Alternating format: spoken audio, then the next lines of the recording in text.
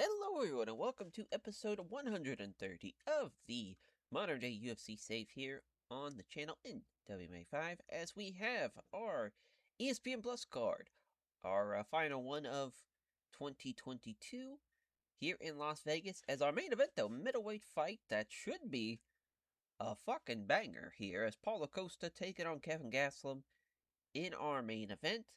As for, boy, this fight here, I mean, we got two pretty much top five middleweights. I mean, Gastelum kind of maybe borderline not in the top five anymore, but Paulo Costa definitely is.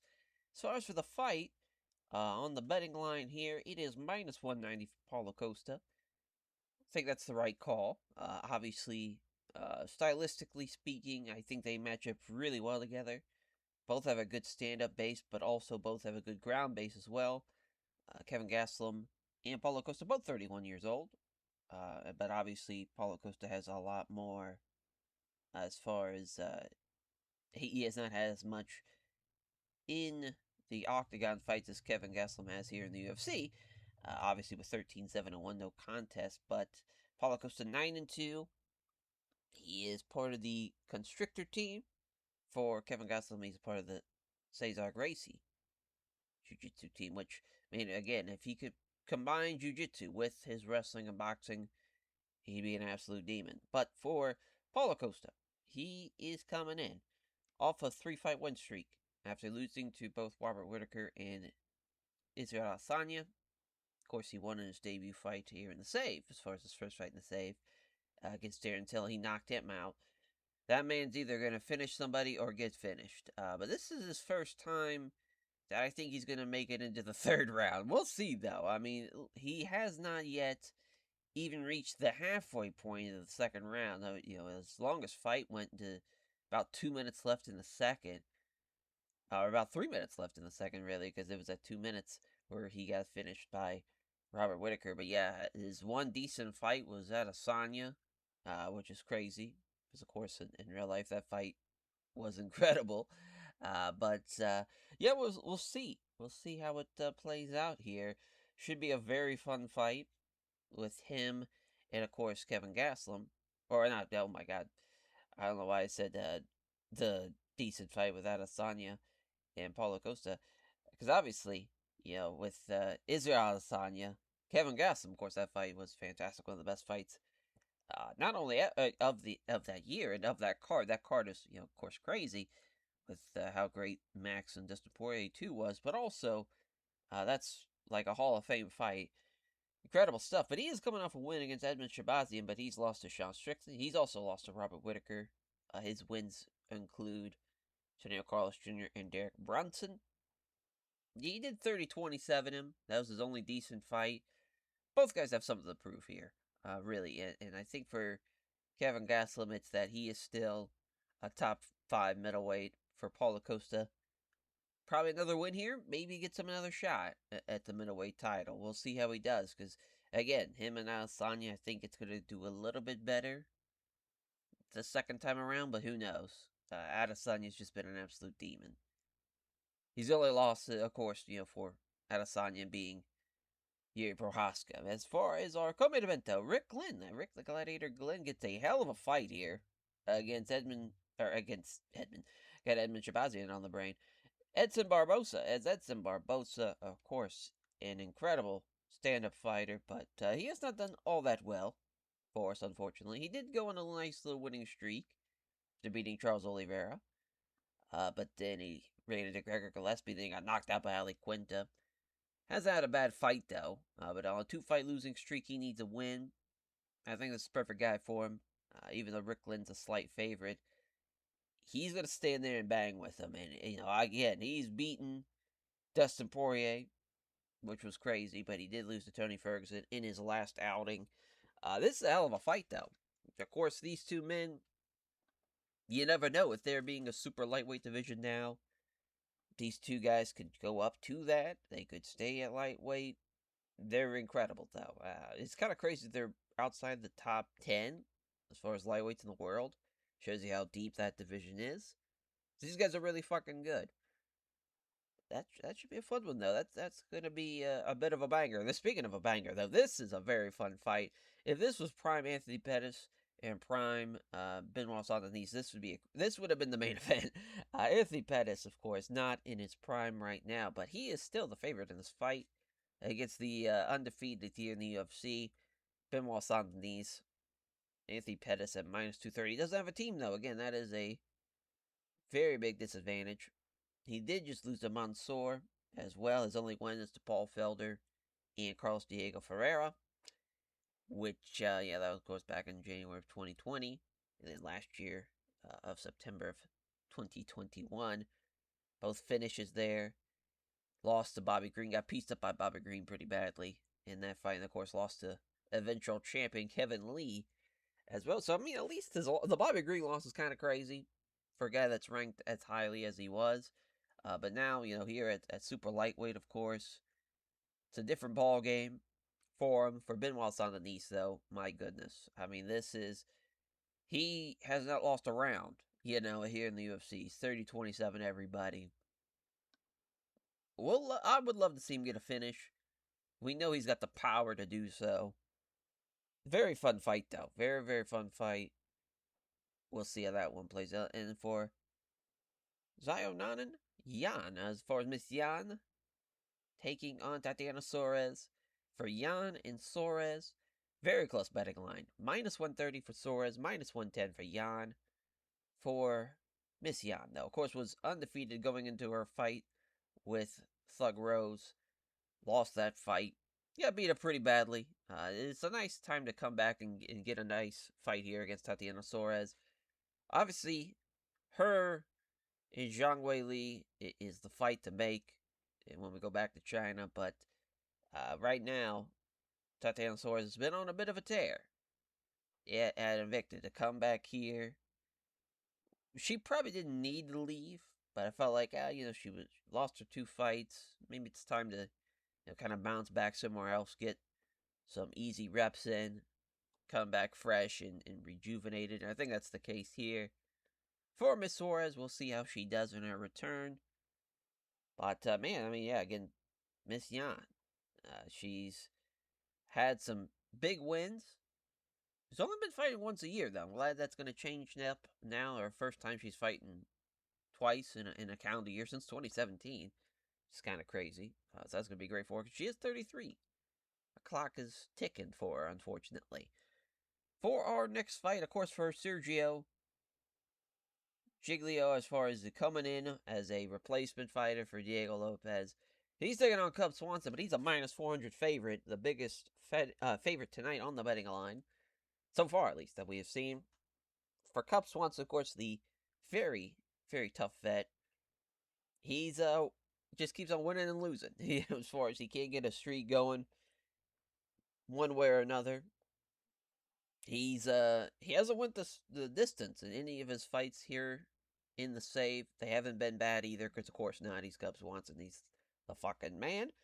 But boy, Sergio, of course, he waited so long for his first fight with us. Literally almost 3 years when you think about how long 2022 was. But now he's fighting again. A month later. Not even a month later. Pretty much like almost a week later. Oh, no, yeah. I mean, it's about a month and a half later. Good shit. Good shit for him. Coming in, looking to get a massive victory over a very big name in Cub Swanson. And on the main card as well, because I don't think he was on the main card with his previous fight, from what I remember. Oh, didn't mean to click on the picture. And yeah, let's I forget, we gotta click there. Yeah, he was not. He was on the prelim. He was the second fight in the prelim on the debut of his UFC career on that ESPN Plus card. So back again, this time opening up the main card. Of course, the main draw being Cub Swanson.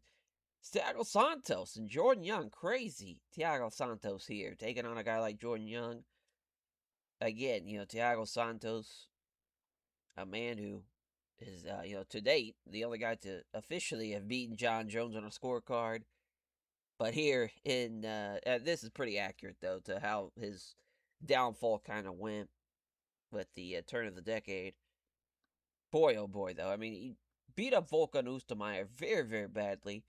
Thought he was going to go on a run. Then he lost to Jacare, lost to Jimmy Crite, lost to Paul Craig. He did beat Modestus in his last win, but then he fought Johnny Walker and Andrew Clamp, and of course he got 30-27 in both those fights as well. Yeah, I mean, he's a guy that at one point was super talented, but I think now age has caught up to him. Jordan Young, very, very good wrestler, American top team guy. He is, I think, perfect for this. He just lost, though. I will say that. He got knocked out by Philip Latou, which Philip Latou looks like he's going to be a bit of a savage. He can't really hold that against him. Jared Trice, very good win there in March. And then, of course, the Igor fight, which he did win by split. Yeah, he was riding a nice 15-1 record, now 15-2. Looking to get that 16th win, though, and to keep it going. I mean, Thiago Santos may possibly fighting for a contract extension, by the looks of it. We'll see, though, how that fight plays out. Our heavyweight prelim fight. Maurice Green and Kirill Kornilov. As far as Kornilov, 3-0. He's been an absolute demon. But he's taking on the Pirate and Maurice Green, who is the favorite. Which is kind of crazy. Two great kickboxers. Two tall motherfuckers, too. Maurice Green coming in at 6'7", and has beaten his last three opponents, especially the Yair Rosenstrike one with the Von Flutroke. That was a very fun fight at Fight Island 14. It's the first ESPN Plus card since the Sergey Pavlovich fight, which is kind of crazy. That's a crazy 3-run fight, 2 of stretches. Him also losing to Alexei Olenek. Extremely tough, but that didn't happen in real life, though. As far as the Cyril Gane lost to, I mean, Cyril Gane, of course, a top 5 heavyweight. Not a bad loss there, but for Kirill, he has beaten Walt Harris, Chai Lewis Perry, and Rico Peruvian. All 3 finishes. Incredible stuff as far as what he's been able to do striking-wise. There's a lot of great strikers. His first ESPN Plus card.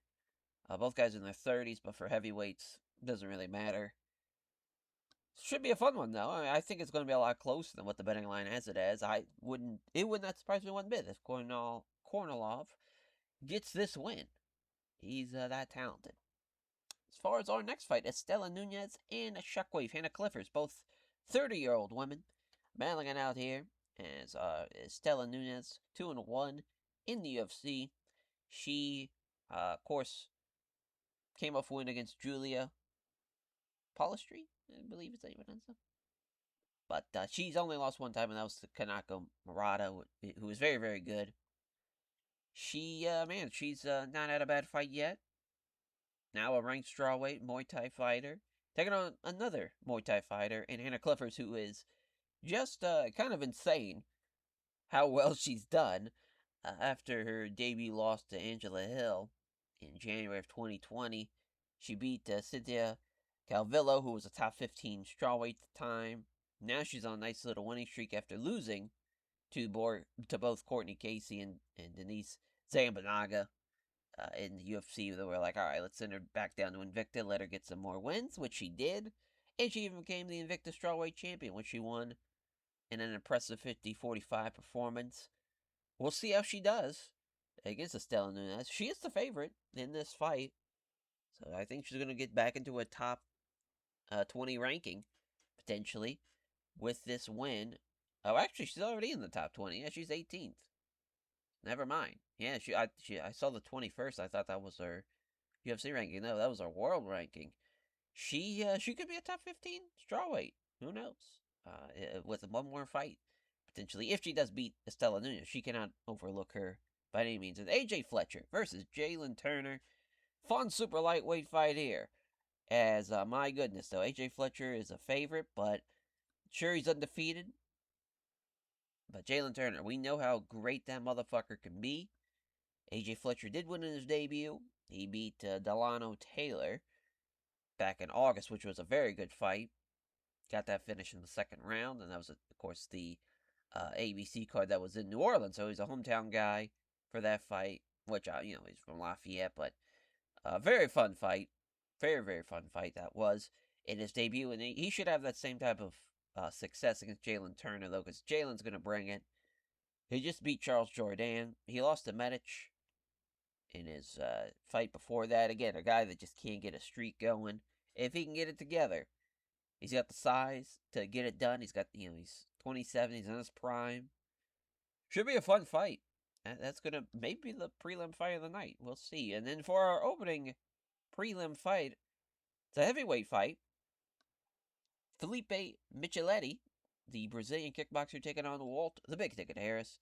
Of course, we've seen Walt Harris in the past lose to other guys on this card, like Kornilov, which that was his previous loss. He got knocked out by Zumana, who looks to be a pretty good heavyweight. Sergey Pavlovich, of course, great heavyweight. He fought Derek Lewis, which is pretty crazy. Obviously, Derek Lewis, top 5 heavyweight. He beat Alexander Volkov, though. How's that a bad fight for us? Literally since 2017 onwards, they've just not a bad fight. God bless him. But, he's 39. Again, it is a heavyweight, so it doesn't really matter when it comes to age. Power's the kind of last thing to go, but my goodness, though. A hell of a kickboxer is Felipe. He's been destroying people in ONE FC. This is a great fight for him, though. I think it's a great fight for both guys.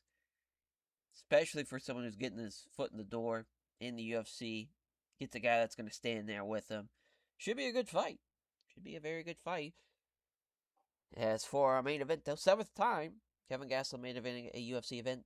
3rd time for Paulo Costa. Paulo Costa's finished his last 5 opponents. Of course, Costa ranked 2nd as the middleweight in the UFC. Gastelum 9th. 4-3 on the Bloodcast staff picks. Paulo Costa being a slight favorite. That's going to be a hell of a main event. And another close one on the betting line between Edson Barboza and Rick Lynn. As Rick Lynn, the slight favorite, 4-3 on the Bloodcast staff picks. BSD and Anthony Showtime Pettis. Anthony Pettis, the Bloodcast staff picks favorite at 5-2. Another banger that will be. And for Jan, he's got an 8-inch reach advantage over Tatiana Suarez. That's crazy. Surprised the Bloodcast staff picks don't have her as the favorite, but they have Suarez in her return from Invicta. And Sergio Giglio coming in off of a month rest. Not even a month rest. I mean, literally went through camp, had a fight, and now he's fighting again against Cub Swanson. Very fun fight there to open up the main card. Would not count out Cub Swanson, I'll say that. As Thiago Santos, Jordan Young. Bloodcast staff picks have it as Jordan Young being the favorite. That's no surprise. Kind of surprising people are actually backing Thiago Santos. But with knowing that he's got a contract extension weighing in the balance with that fight, maybe he's gonna bring it. Maurice Green in Kornilov. Our heavyweight contest, or 2nd of 2 heavyweight fights on this prelim. Maurice Green has finished 3 of his last 5 opponents. He is the Pirate. He's looking to bring it with a great stand-up battle against Carell, who is, of course, undefeated so far in the UFC. Should be a fun one. As Estela Nunes and Shockwave, Hannah Clifford's, who is making her return from Invicta as well. Hannah Clifford's a 4-3 Bloodcast staff picks favorite. A lot of close fights tonight. There's, it's a lot of close ones. Really, the biggest betting line features a guy who's just coming off a fight in the previous month. So, anything could happen, really, in that one. As our next contest, Jalen Turner and the Ghost, AJ Fletcher. Yeah, of course, Jalen Turner is going to have a reach advantage over basically everybody he fights.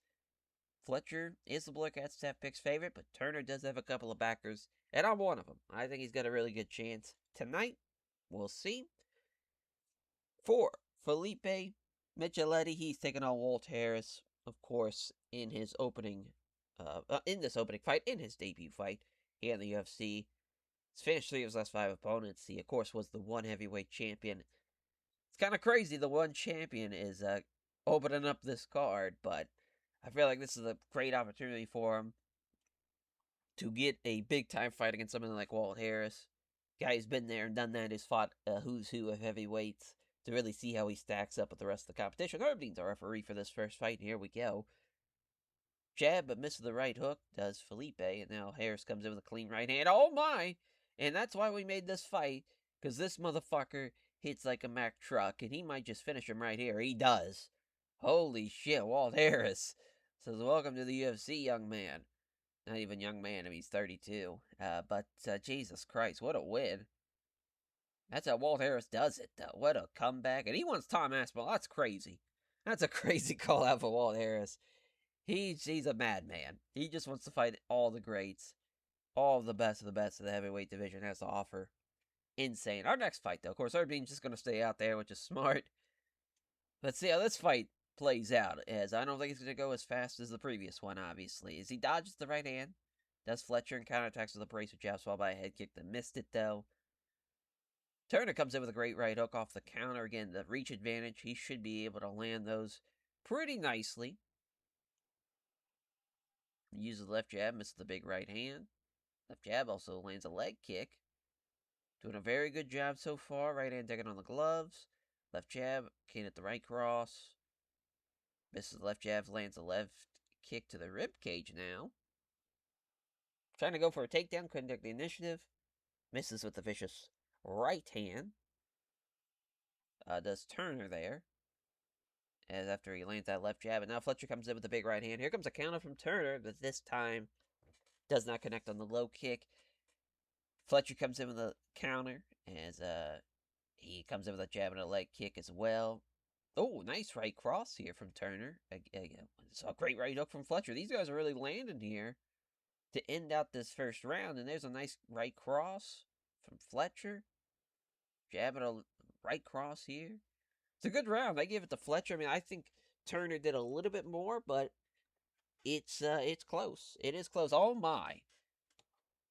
AJ Fletcher might have just ended this one. He knocked him down with that shot. Looking to end the fight here in the second, which he does. Great win for the undefeated fighter, making it 13-0. Hell of a win too. Jalen Turner is no easy man to beat. Hell of a win. And he might be fighting a big name at super lightweight coming up. I mean, he's gotten some impressive wins already. Stella Nunes taking on Shockwave Hannah Clifford. Herb Dean's a referee again. My goodness, he's been a busy man tonight. Hannah Clifford lands a left-hand exchange. There's a nice right hand here from Nunes. Good shit. She's making her miss. And now she caught her with a leg kick. Now Clifford gets a hold of her, though. Looking to get that, I thought she was going to grab the back of her opponent's head and go for a Muay Thai clinch, but she's got her now against the cage. Trying to get some dirty boxing, but Nunes gets out of it. Yeah, so far Stella's in a little bit of she's been out-grappled a good bit here. Oh, but she got caught with a feint. Oh, my lord. Here comes a vicious head kick from Nunes. Knocks her down. Could finish her here. She does. Great win for Estela Nunes. Getting a win at 10-2-1 now.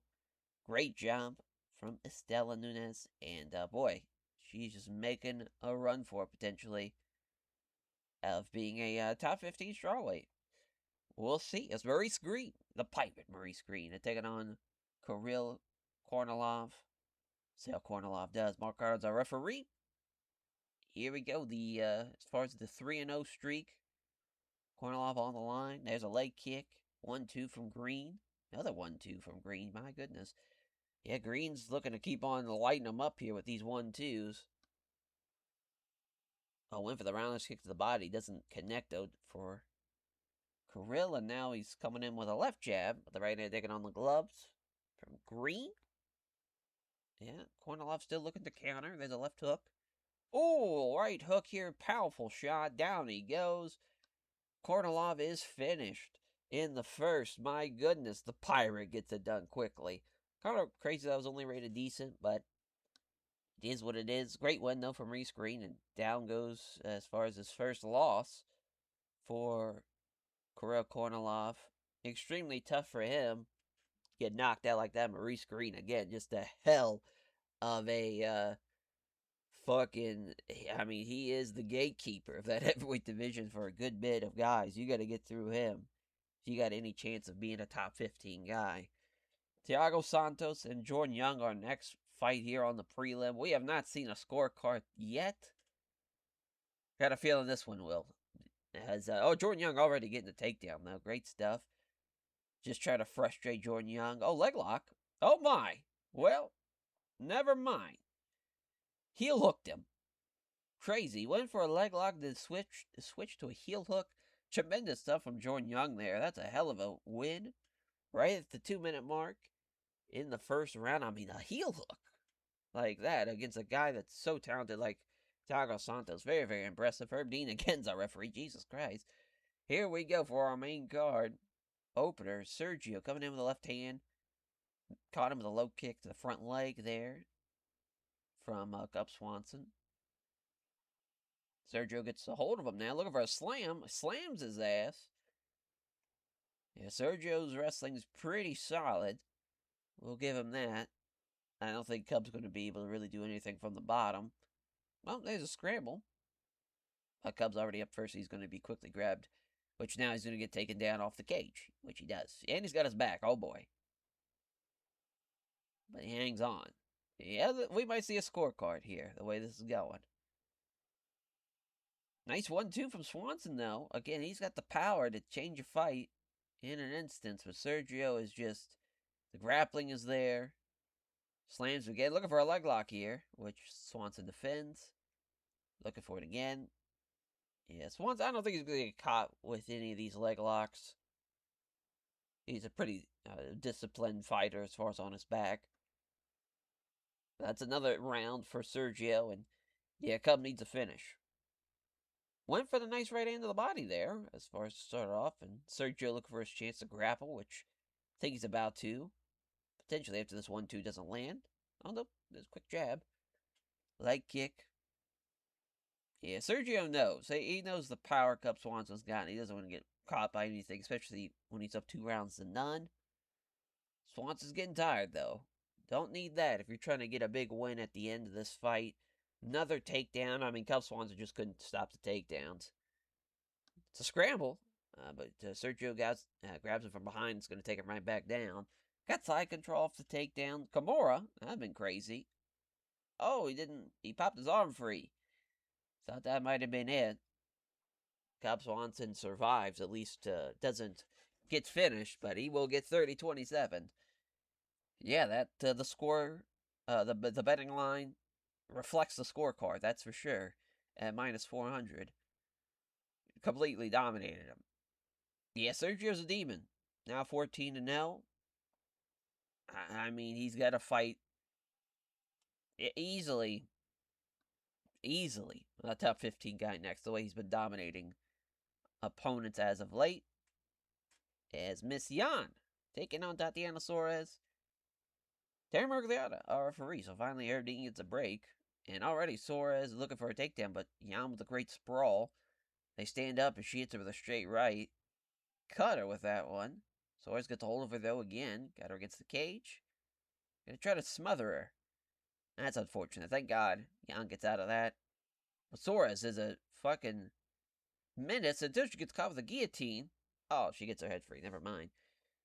Oh, wow. Yan already with a scramble, but Yan grabs her from behind here. Interesting. Oh, wow. Just let's go. That's kind of crazy to have her back and just be like, I'm all right. Yeah, lands the right hand, though. Suarez again with another takedown, but again, a guillotine attempt, but doesn't get it done. Yeah, Suarez, I mean, she's got a great motor on her. She got cut up, but she did have great success with her takedowns. And boy, oh boy, Yan needs a big hit, I think, by the looks of it. Because Suarez, even though she's given up a lot of reach, she's keeping it close every time. She's making sure. Oh, wow. As I say that, though, Yan actually got a takedown out of the clinch. That's crazy. So now Suarez is on the bottom. See what she can do, if anything. Yeah, just trying to smother her, trying to make sure she doesn't get, postured up on. And moves back and allows her to stand up. So now, nice flurry here from Yan. And a straight right hand lands hard. Yan missed with the big right.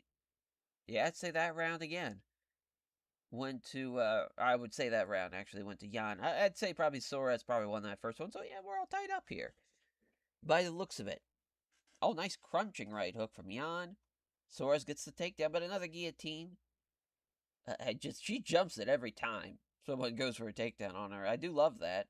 Oh, tactical error from Yan as she went for a potential to try to, grab a leg here. Should end up losing out on control. Oh, wow, Jan's already back up, though. So we're back to strikes. Soares again with a takedown. But again, the guillotine. Can't get it, though.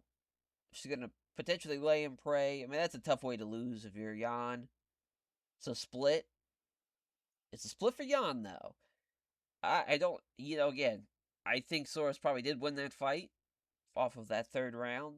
I didn't feel like Jan did enough, unfortunately. But I do love that the person who was trying to lay and pray lost that fight. So it is what it is as far as she stole it, but it was a Robin Hood effect where at least she's stealing it and giving it back to the poor. As far as that was a huge win for MMA, I would say. But Miss Yan, now she thinks I've connected of all of MMA, but Tatiana Soares, man, if she could get her wrestling down pat, she got the takedowns, but if she could actually work on moving and getting things done on the ground, making good transitions and trying to get into mount, she'd be fantastic. We'll see, though. We'll see if she can keep improving. Herb Dean's our referee for our next contest, and these two, my goodness, Anthony Pettis goes down hard. I mean, BSD quickly going for a takedown. Oh, but he actually got pushed back. Anthony Pettis with a great butterfly guard. Now he's coming in with a Kimura. Pettis blocks, looking for it again. Don't think he's going to get him with this Kimura, but I guess A for effort. Now an arm triangle. Yeah, I mean, he's not going to get any submissions. This is not the fight I was hoping for out of these two. There we go. There's a right cross from Pettis. But yeah, BSD's winning so far. I mean, yeah, it's kind of crazy. I mean, he's fighting like a fucking Dagestani wrestler the way this is going and not using his striking. Pettis went for an armbar from the bottom. That doesn't happen, though. Oh, we got him that time, though. Straight armbar. Great job from Anthony Pettis. I definitely did not expect that to happen at all. A hell of a win from Showtime here. An armbar from the bottom. BSD, yeah, that's what happens for fucking wrestling with him. You should have stood up with him. Unreal. What a win for Showtime, though. That's a hell of a win. As that's BSD's first loss, too. As Edson Barbosa and Rick Glenn, our co-main event. Lightweight fight. Herb Dean's the referee for this one as well. Left hook from Glenn. Oh my, Barbosa with a 1-2 that knocks him down. This has been a fucking violent night of fights so far. That was crazy. Unreal. What a fight and what a win for Edson Barbosa. Gets it done under a minute. Jesus Christ, our main event now. Paulo Costa, Kevin Gastelum. I mean, the stage is set for this great ESPN Plus card. And these guys, of course, are scheduled to go 5 rounds, but I don't think it's going to happen. Boy, gets counted the right hook already. Left head kick here from Gastelum. Rocks him. Down goes Costa. Eats some big time shots. Oh my god, Gastelum now goes for the knee bar. That was a unique decision. He probably should not have done that, especially with his Brazilian Jiu-Jitsu background. Costa wasn't going to get caught, even though he might have been rocked. He was able to kind of probably in a gaze be able to get out of that, or in a haze rather, not in a gaze, but in a haze. But oh no, goes for the head kick. Doesn't make contact though. Again, Gastelum knows what's coming, and with those head kicks, if he gets another big one, but I think Costa knows now. He felt the power. Oh, now went for the left, but Gastelum lets it just slip by him. Now he's going to switch to a traditional stance. Obviously, Gastelum won the round, but still a lot of time left. Costa goes for the roundhouse kick to the body, which actually, Gastelum's far too quick. Gets out of that as well. And now Costa gets out of the way of that head kick, so both guys are able to just counter each other by just dodging out of the way. Great right hook there from Costa. 1-2 from Gastelum. It's a left head kick after the right hand, and rocked him again. This time, though, doesn't drop him, and Costa comes back with a right hook. Leg kick from Gastelum. Boy, counterattacks here with a jab. And a right to the body. Nice 1-2. Gastelum caught him with a feint. Caught him with a left cross here. The counter strike from Kevin Gastelum's been crazy, though. He's been tremendous. Clean right hand, though, from Costa. After the counter as well. I mean, oh, now Gastelum's rocked. Big head kick. Down goes Gastelum. My goodness, what a fight that was. I mean, Paulo Costa, what a comeback. What a great round. And a great fight. Again, he still has not reached the third round. Incredible stuff. Yeah, that card was insane. It's literally almost all finishes but two, and there, of course, were two main card fights, but my goodness. We decreased the popularity in a lot of places, but fuck it. We put on a great fight. Yeah, let's give some love to these guys. Sergio for taking this fight on short notice. Yeah, Jordan Young was tremendous as well tonight. Walt Harris was great tonight. We're feeling pretty generous. We still made about 3 million. Good shit. Good shit, good shit. Hell yeah. A lot of people tuning in to see that one. Makes sense with it being an ESPN Plus card. As that will do it, though, for episode 130. Thank you all for watching this violent affair. My goodness, so many knockdowns, so many knockouts. Just crazy. Absolutely crazy. And we'll catch you guys next time as we will look to end out 2022 and go into 2023. My goodness, again, that card, insane. Paulo Costa still a top 5 middleweight, probably a top 3 middleweight, if we're being honest. I mean, this motherfucker is a demon in there.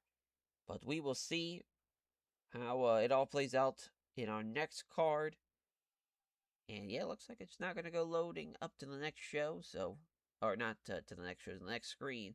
So many things I got to process, all the hirings and whatnot. And we'll catch you guys next time. Take care, everyone.